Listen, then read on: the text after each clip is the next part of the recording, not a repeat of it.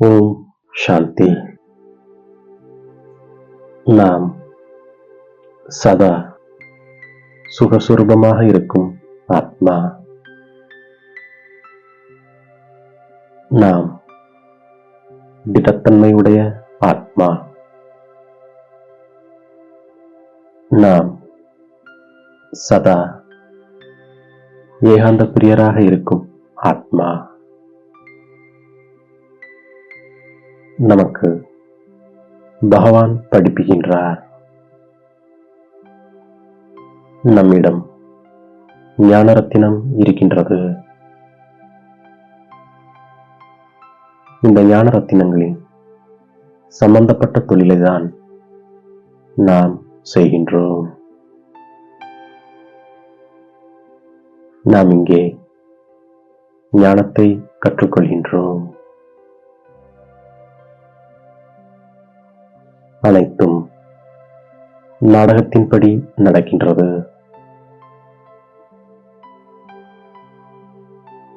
சிவனுக்கு அவருக்கென்று சரீரம் கிடையாது.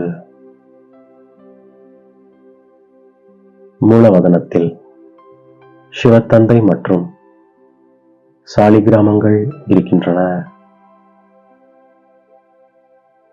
இப்போது ஆத்மாக்களின் தந்தை படிப்பித்துக் கொண்டிருக்கின்றார்.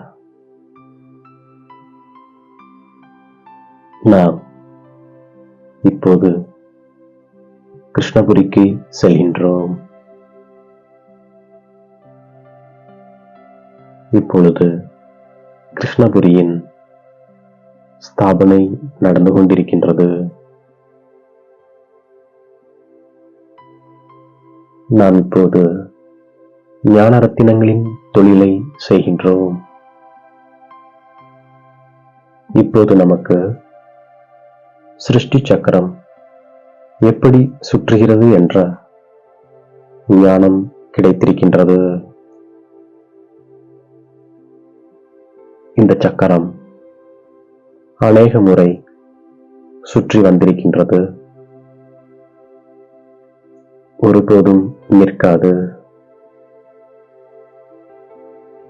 நாம் இந்த நாடகத்தில் நடிகர்களாக இருக்கின்றோம். பாரதத்தைப் போல் தூய்மையான கண்டம் வேறு எதுவும் இல்லை. ஆத்மாக்களாகிய நாம் மூலவதனத்தில் இருப்பவர்கள். தந்தை சரீரத்தை ஆதாரமாக எடுத்து நமக்கு படிப்பிக்கின்றார்.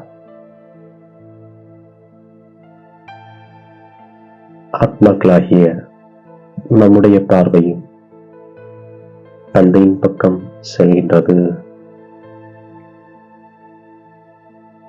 நிராகாரமான தந்தை. அவருடைய பெயர் சிவத்தந்தையாகும்.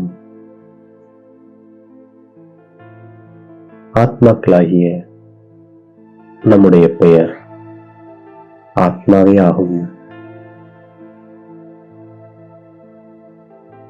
ஒரு வினாடியில் ஜீவன் முக்தி. பகவான் சொர்க்கத்தை ஸ்தாபனை செய்யக்கூடிய இறை தந்தையாக இருக்கின்றார். நாம் அவருடைய குழந்தைகளாக ஆகியிருக்கின்றோம். நம்முடைய குறிக்கோளே நரனிலிருந்து நாராயணனாக ஆவதுதான். ஆத்மா மற்றும் பரமாத்மாவின் ரூபம் ஒன்றே ஆகும். யாருக்கெல்லாம் கல்பத்திற்கு முன்னால் ஞானத்தை புரிய வைத்தாரோ அவர்களுக்குதான் தந்தை இப்போது புரிய வைத்துக் கொண்டிருக்கின்றார். அன்பான புத்தியுடையவர்களாகிய நாம் வெற்றி அடைகின்றோம். சேவை செய்யக்கூடிய குழந்தைகளாகிய நமக்கு மறைமுகமான போதை இருக்கின்றது.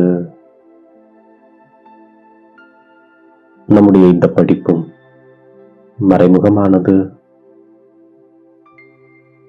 படிப்பிக்கக்கூடியவரும் கூட மறைமுகமாக இருக்கின்றார்.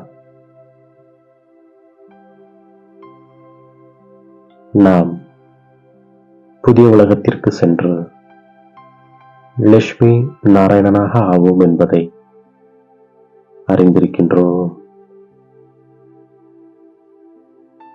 நமக்கு இப்போது ஞானம் கிடைத்திருக்கின்றது. நாம் எந்த அளவிற்கு நினைவில் இருக்கிறோம் என்பதை சோதித்து பார்க்கின்றோம். நம்முடைய இந்த முயற்சியானது எதிர்கால 21 பிறவிகளுக்கானதாகி விடுகின்றது.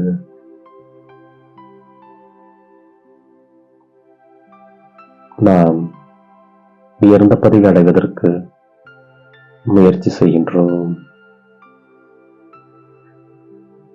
நாம் தூய்மையாவதற்காக தந்தையை நினைவு செய்கின்றோம்.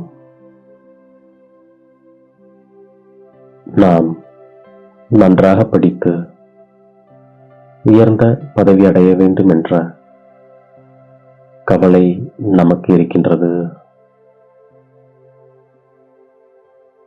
தந்தையிடம் இருக்கும் கவலையே நமக்கும் இருக்கின்றது. தந்தையிடமிருந்து எப்படி ஆஸ்தி எடுப்பது என்ற கவலை மட்டுமே நமக்கு இருக்கின்றது.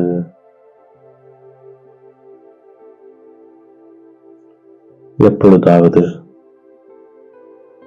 ஏதாவது ஒரு விதமான துக்கம் வந்தாலும் மந்திரத்தை எடுத்துக்கொள்கின்றோம். ஆகவே அப்பொழுது துக்கம் ஓடிப்போய் விடுகின்றது.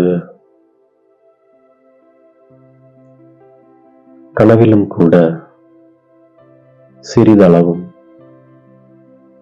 துக்கத்தின் அனுபவம் ஏற்படுவது கிடையாது. உடல் நோய்வாய்ப்பட்டு போகலாம். பணம் மேலும் கீழும் ஆகலாம். என்ன ஆனாலும் சரி, துக்கத்தின் அலைகள் உள்ளுக்குள் வராமல் பார்த்துக் கொள்கின்றோம். நமக்கு அலைகளில் மூழ்கிச் செல்ல தெரிவதால் நாம் சுகத்தை அனுபவம் செய்கின்றோம்.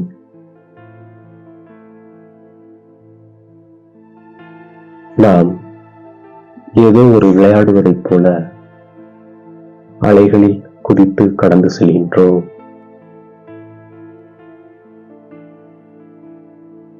நாம் கடலின் குழந்தைகள் சுகஸ்வரூபமாக ஆகின்றோம்.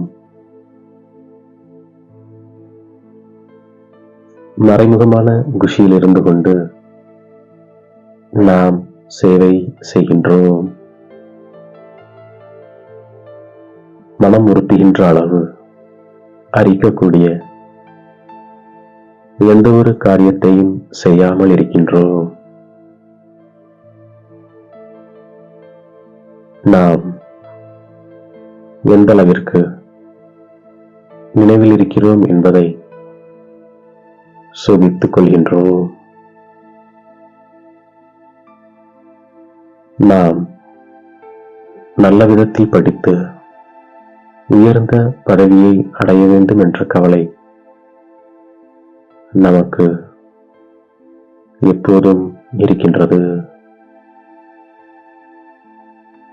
எந்த ஒரு விகர்மமும் நாம் செய்யாமலும் நமக்கு நஷ்டத்தை ஏற்படுத்திக் கொள்ளாமலும் இருக்கின்றோம். மன்மனா பவ என்ற மகா மந்திரத்தின் மூலம் அனைத்து துக்கங்களில் இருந்து விடுபட்டிருக்கும் சதா சுகசுரூப ஆத்மா நாம். ஒவ்வொரு எண்ணத்திலும் திடத்தன்மையின் விசேஷத்தன்மையை நடைமுறையில் எடுத்து வந்து பிரத்யக்ஷத்தாவை வெளிப்பாடு செய்யும் ஆத்மா நாம். நம்மை தேடி கண்டெடுத்த இனிமேலும் இனிமையான தாயும் தந்தையும் ஆகிய பாப்தாதாவிற்கு கோடான கோடி நமஸ்காரங்கள். ஓம் சாந்தி.